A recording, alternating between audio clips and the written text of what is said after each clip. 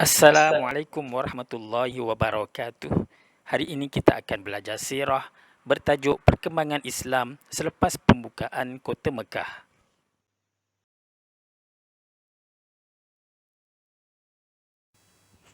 Mari kita perhatikan peta ini. Yang berwarna hijau itu menunjukkan negara tersebut merupakan negara Islam. Yang berwarna merah pula menunjukkan antara 10 hingga 19% rakyat di negara tersebut beragama Islam.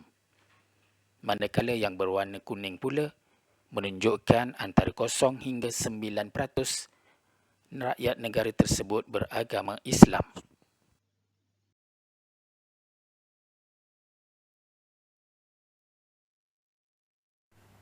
Murid-murid yang dikasihi sekalian, mari kita teruskan pelajaran kita dengan melihat betapa hebatnya strategi Nabi di dalam berdakwah dan kesannya seperti yang kita lihat di dalam peta tadi, Islam berjaya sampai ke serata dunia.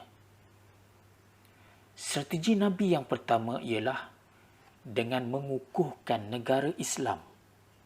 Melalui strategi ini, Nabi membentuk masyarakat mengikut acuan Islam, iaitu dengan cara menghapuskan amalan jahiliyah seperti penyembahan berhala dan hidup mementingkan kabilah serta keturunan.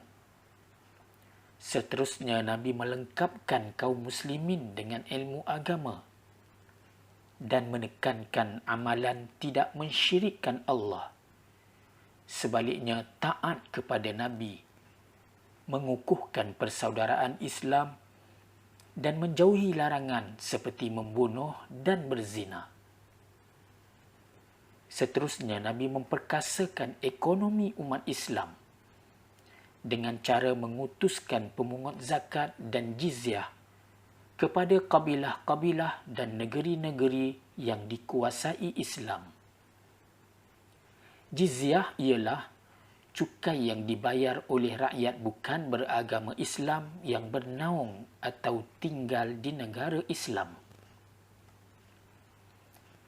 Strategi Nabi yang kedua ialah dengan menekankan tanggungjawab berdakwah dengan cara peranan menyampaikan kebenaran Islam dipikul oleh setiap Muslim, sama ada lelaki atau perempuan, dan saling berganding bahu mempertahankan kesucian Islam daripada ancaman musuh. Strategi yang ketiga dengan menjalinkan hubungan luar. Melalui strategi ini, Nabi menghantar utusan dan gubernur. Para utusan Nabi dihantar kepada kabilah-kabilah Arab dan ditugaskan berdakwah serta menyuruh mereka agar memeluk Islam. Para gubernur pula dilantik untuk dihantar ke negeri-negeri yang dikuasai Islam dan ditugaskan untuk berdakwah serta mengajar tentang ajaran Islam. Seterusnya, Nabi menerima kedatangan delegasi kabilah Arab. Baginda menerima kunjungan mereka yang berhasrat untuk memeluk Islam. Ya murid-murid, Nabi sangat teliti dalam membuat perancangan. Kemudian baginda serta para sahabat bersungguh-sungguh melaksanakannya. Ia merupakan antara faktor terpenting kejayaan Nabi di dalam menyebarkan dakwah. Seterusnya, mari kita lihat apakah kesan daripada dakwah Rasulullah sallallahu alaihi wasallam. Kesan daripada dakwah Rasulullah, maka terbentuklah masyarakat Islam yang teguh akidahnya, hidup bersatu padu, aman dan damai. Manakala negara Islam semakin kukuh kerana setiap Muslim sanggup berkorban tenaga dan harta demi mempertahankan kesucian Islam dan negara. Seterusnya, ramai yang memeluk Islam kerana setiap orang berperanan menyebarkan Islam dan pengaruh Islam semakin meluas di semenanjung Arab. Seterusnya, mari kita lihat cabaran berdakwah. Banyak cara yang dihadapi oleh Nabi Muhammad sallallahu alaihi wasallam dan para sahabat ketika berdakwah. Antaranya ialah menghadapi penentangan bersenjata daripada musuh Islam. Penentangan berlaku akibat kemarahan dan rasa tidak puas hati melihat kejayaan Islam membuka kota Mekah. Mereka juga berasa terancam dan mahu menyekat pengaruh Islam. Maka tercetuslah beberapa peperangan seperti Perang Hunain dan Perang Tabuk. Mari kita perhatikan sedikit maklumat berkaitan dengan Perang Hunain. Ia berlaku di Hunain pada tahun ke-8 Hijrah. Peperangan ini tercetus apabila kabilah Hawazin dan Bani Thaqif tidak berpuas hati dengan kemenangan Islam dan berasa terancam. Bilangan kaum muslimin seramai 12,000 orang. Tentera musuh pula membawa anak, isteri dan harta benda bersama-sama dengan mereka. Peperangan ini berakhir dengan kemenangan pada pihak muslimin. Selepas peperangan ini, ramai daripada mereka memeluk Islam, termasuklah Malik bin Auf yang menguasai peperangan ini. Seterusnya, mari kita perhatikan sedikit maklumat berkaitan dengan Perang Tabuk. Ia berlaku di Tabuk pada tahun ke-9 Hijrah.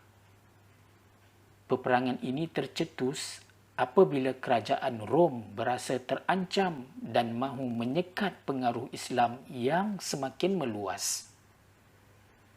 Bilangan kaum muslimin seramai 30,000 orang, manakala bilangan musuh adalah seramai 40,000 orang.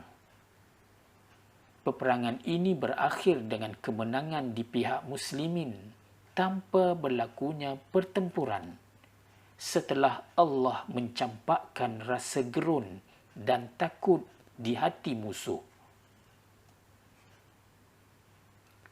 Seterusnya, Nabi menghadapi golongan munafik. Golongan munafik ialah mereka yang berpura-pura Islam dan tinggal bersama-sama dengan kaum muslimin. Golongan ini selalu mencari jalan untuk melemahkan kekuatan umat Islam. Antaranya ialah golongan munafik sentiasa memberikan alasan dan menolak apabila diminta berganding bahu mempertahankan agama dan negara. Mereka juga menjalinkan hubungan dengan Raja Rom untuk bersama-sama melemahkan umat Islam. Juga membina Masjid Dirar dengan tujuan menyaingi Masjid Quba dan memecah belahkan kaum muslimin. Seterusnya, mari kita lihat kepada iktibar daripada perkembangan dakwah Islam. Yang pertama, kita hendaklah melaksanakan tanggungjawab berdakwah menyebarkan kebenaran Islam kepada semua. Tugas berdakwah ini mestilah disertai dengan ilmu, perancangan dan cara yang berhikmah. Iktibar yang kedua, kita hendaklah memelihara kesatuan dan kesepaduan umat Islam dan rakyat Malaysia, kerana dengannya negara akan stabil dari sudut politik, sosial dan ekonomi. Iktibar yang ketiga, musuh Islam sentiasa mencari kelemahan orang Islam. Oleh itu, kita mestilah menuntut ilmu dengan bersungguh-sungguh. Kerana dengan ilmu, kita dapat menangkis dakyah-dakyah daripada musuh Islam. Sebagai rumusannya, dengan pertolongan Allah dan pengorbanan Nabi serta para sahabat, kini Islam telah berkembang ke seluruh dunia.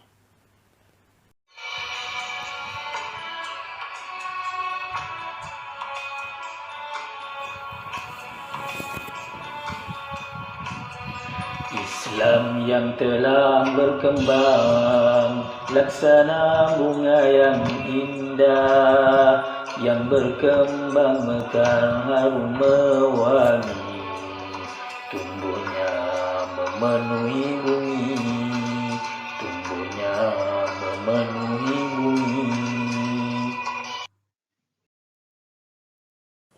Semoga kamu dapat memahami pelajaran hari ini. Selamat belajar. Wassalamualaikum warahmatullahi wabarakatuh.